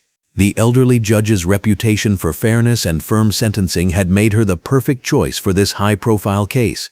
Gabriel Torres felt her heart rate quicken as she spotted Lila Monroe at the defendant's table, the once arrogant bank manager now looking pale and defeated in her orange jumpsuit. The court will now proceed with sentencing in the matter of United States versus Lila Monroe and Associates, Judge Hart announced, her voice echoing through the silent courtroom. Gabriel Torres watched with deep satisfaction as the judge detailed the extensive evidence that had led to these convictions. The systematic denial of loans to qualified minority applicants, the millions of dollars laundered through fake approvals to white supremacist organizations, the conspiracy to maintain racial economic disparity through financial discrimination. Every crime had been meticulously documented through months of dangerous undercover work. Judge Hart's voice carried the weight of justice as she addressed Lila Monroe directly. Your actions represent not just criminal behavior, but a betrayal of the fundamental principles of equality and fairness that our financial institutions must uphold. You used your position to perpetuate racial discrimination while facilitating the funding of hate organizations. This court sentences you to 15 years in federal prison for civil rights violations, bank fraud, and money laundering conspiracy. The courtroom stirred as Lila Monroe's shoulders sagged in defeat. Gabriel Torres felt a surge of vindication watching the woman who had orchestrated such systematic cruelty finally face consequences for her actions. The racist bank manager who had ordered Gabriel Torres's removal, who had denied dreams to countless families based solely on the color of their skin, would spend the next decade and a half behind bars. Riley Carter was brought forward next, the former security guard, looking uncomfortable in his orange jumpsuit. Judge Hart's expression remained stern as she addressed his role in the conspiracy. Your assault on a federal inspector and your participation in civil rights violations while in a position of authority make your crimes particularly egregious. This court sentences you to 5 years in federal prison. Gabriel Torres remembered the rough hands that had grabbed her, the racist comments whispered in her ear as she was dragged from the bank. Seeing Riley Carter led away in shackles brought a sense of closure to the physical trauma she had endured while maintaining her cover. The most satisfying moment came when Cade Bennett and his Aryan Brotherhood associates were sentenced. The hate group leader, his white supremacist tattoos barely visible beneath his jumpsuit, received 25 years for racketeering, money laundering, and conspiracy to commit hate crimes. His lieutenants faced similar sentences, their criminal network dismantled by the evidence Gabriel Torres had risked her life to gather. As the gavel fell on the final sentence, Gabriel Torres felt tears of joy and relief forming in her eyes. Months of dangerous undercover work, the fear of being discovered, the weight of documenting such systematic hatred, it had all led to this moment of justice. Agent Nolan Sanchez squeezed her shoulder in congratulations as the courtroom began to empty. Outside the courthouse, Gabriel Torres was surrounded by local news crews, eager to get her reaction to the sentencing. She adjusted her red blazer and faced the cameras with the poise that had served her well throughout this investigation. Today's sentences send a clear message that financial discrimination and hate-based crimes will not be tolerated in our society, she stated firmly. Every American deserves equal access to financial services regardless of their race, ethnicity, or background. We will continue to investigate and prosecute institutions that violate these fundamental rights. The weeks that followed brought Gabriel Torres immense pride as she witnessed the positive changes emerging from her investigation.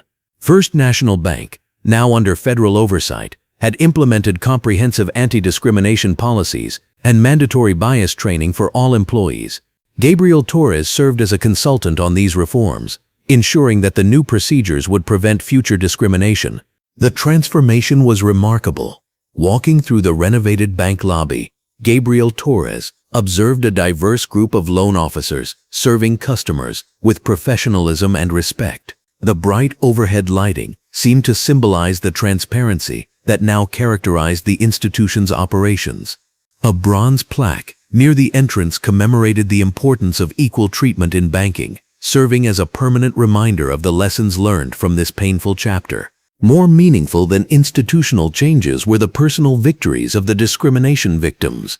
Peter Huang's restaurant had become a neighborhood success story, his Asian fusion cuisine drawing crowds from across the city. Gabriel Torres had attended the grand opening, watching with joy as the immigrant entrepreneur achieved the American dream that had been unfairly denied to him. Sofia Ramos had expanded her consulting business into 3 new markets, her company now employing 12 people and serving clients throughout the region. The Latina businesswoman had personally thanked Gabriel Torres for fighting a system that had tried to limit her potential based on prejudice rather than merit. Maya Cruz, the brave bank teller, who had risked her career to expose the discrimination, had been promoted to branch manager at a different location. Her courage in coming forward had earned her recognition throughout the banking industry, and she now served as a spokesperson for employee integrity and whistleblower protection. The federal recognition ceremony held at the Department of Justice headquarters represented the pinnacle of Gabriel Torres's career achievements. Dressed in her finest navy suit and red blouse, she stood before colleagues and dignitaries as the Deputy Attorney General presented her with the Federal Service Award for Civil Rights Excellence. Inspector Gabriel Torres exemplifies the courage and dedication required to protect civil rights in our society, the Deputy Attorney General announced. Her willingness to put herself in harm's way, to endure discrimination and physical assault while maintaining her undercover investigation, represents the highest ideals of federal service. Her work has not only brought criminals to justice, but has created lasting institutional change that will benefit countless Americans for years to come. Gabriel Torres felt overwhelming fulfillment as she accepted the award, thinking of all the families who would now have fair access to loans, the small business owners whose dreams would no longer be crushed by institutional racism, the children who would grow up in a more equitable financial system. The investigation's impact extended far beyond the original case. Other federal districts had opened similar investigations into financial discrimination, using Gabriel Torres's methods and evidence as templates. Her undercover techniques were being taught at federal law enforcement training academies, and her testimony before Congress had led to stronger civil rights enforcement mechanisms. Standing in the bank lobby 6 months after the raids, Gabriel Torres reflected on the journey that had brought her to this moment. The scared woman who had been roughly ejected by racist security guards had transformed into a symbol of resistance against institutional discrimination. Her willingness to endure humiliation and danger had exposed a conspiracy that might have continued for years without intervention. A young black family approached one of the loan officers, their hopeful expressions reminding Gabriel Torres of why this work mattered so deeply.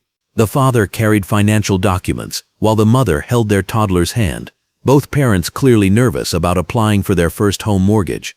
Gabriel Torres watched as the loan officer, a professional black woman, greeted them warmly and began explaining the application process with patience and respect. This was the change Gabriel Torres had fought for.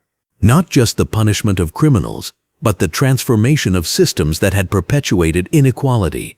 Every family that now received fair treatment, every small business owner whose loan application was evaluated on merit rather than prejudice, represented a victory against the forces of discrimination.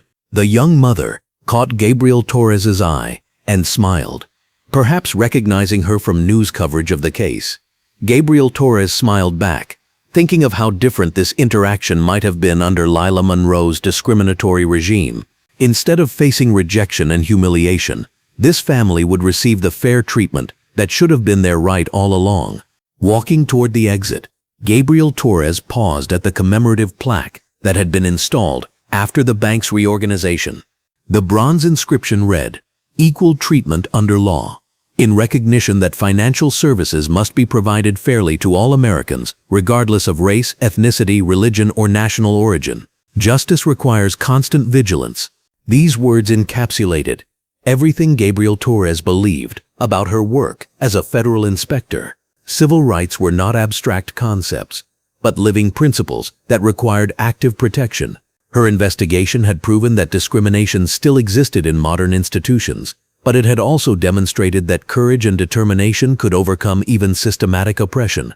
As she stepped into the bright sunlight outside the bank, Gabriel Torres felt profound hope for the future. The criminal conspiracy had been dismantled, the victims had achieved their dreams, and institutional changes would protect future generations from similar discrimination. Most importantly, her story had shown that one person's refusal to accept injustice could create ripple effects that transformed entire systems. Gabriel Torres's phone buzzed with a text from Agent Nolan Sanchez about a new case requiring her expertise. Another financial institution, another pattern of potential discrimination, another opportunity to fight for equality and justice. She smiled and headed toward her car, ready for whatever challenges lay ahead. The legacy of this investigation would endure in the families who achieved homeownership, the businesses that received fair lending opportunities, and the financial institutions that now operated with transparency and accountability. Gabriel Torres had proven that resilience and determination could break even the strongest chains of institutional discrimination. Justice had been served, systems had been changed, and hope had been restored for countless Americans who deserved nothing less than equal treatment under law. You just witnessed resilience that refused to break. If this story deserves to be remembered, help us make sure it is. Subscribe, share, and let's keep these voices echoing for generations to come.